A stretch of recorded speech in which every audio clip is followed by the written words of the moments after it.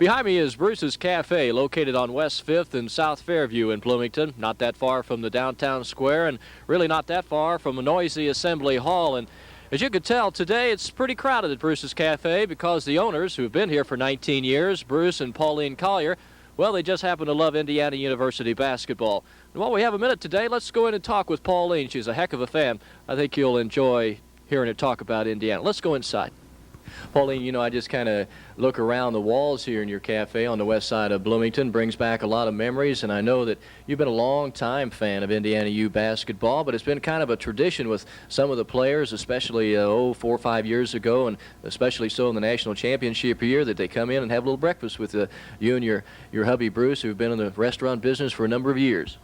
Well, we always tried to be nice to the boys and make them feel at home, and we enjoyed having them, and they're all our favorites. No question about that. Anyone in particular? I think probably a kid wore number 54, Mr. Benson. Isn't he something?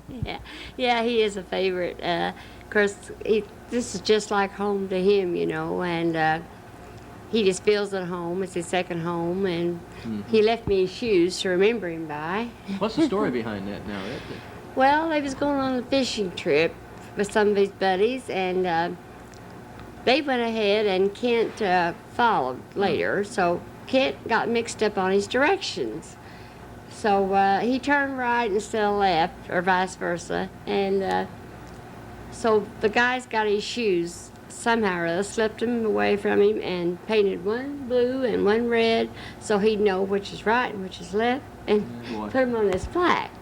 And then they presented him to him. And then after the tournament was over, fishing tournament, why he brought him back and gave him to me and wanted me to remember him by. So. Look back, any one particular game that thrilled you more than another one? I know you were followed the Hoosiers game by game in the national championship year. Well, the Michigan game. In the overtime game. Yeah. I had people come up to me out, to Assembly Hall, and when it went into overtime, and they wanted to know if we was going to win. That's when Kent tipped in the tying score, And I said, sure, we're going to win. You just go back to your seat, we're going to win. And we did. And then the game they played in Alabama, the championship year, that was a thriller. Yes, it was. But I think the Michigan game and then the championship game will really stand out after Bobby Wilkerson got hurt, Right. I had my grandson Greg with me, and it was so still and quiet, and it seemed like eternity, before he even moved. Then we went on. Of course, we was behind, and we was frustrated, and then we came out in the second half, and I knew we was going to win. I had that feeling. So Quinn Buckner got up to shoot. Sometimes Quinn misses and sometimes he hits. And my grandson said, I can't bear to look. Says, tell me if he hits the shot. And he hit it. I said, he'll hit it. And he did. Mike Woodson went to Leningrad, I believe, to take part in the games in August to Moscow, and gave you his pennant from beating Czechoslovakia in the championship game? Yes, he was captain of the American team. So he brought this in after he came back, and he gave it to me. And I said, Mike, I don't want your banner. And I said, that's yours. And he said, I want you to have it. And the players usually call me Miss Pauline. He said, Miss Pauline, I want you to have it. So I thought, if he was nice enough to give me his banner, his winning thing, I'd have it framed and put it here where everybody could see it and enjoy it. Well, I tell you, the kids are super, and I know they enjoy eating, and we got to get maybe some more pounds on Woodson there, but I hear he eats pretty well. Yeah.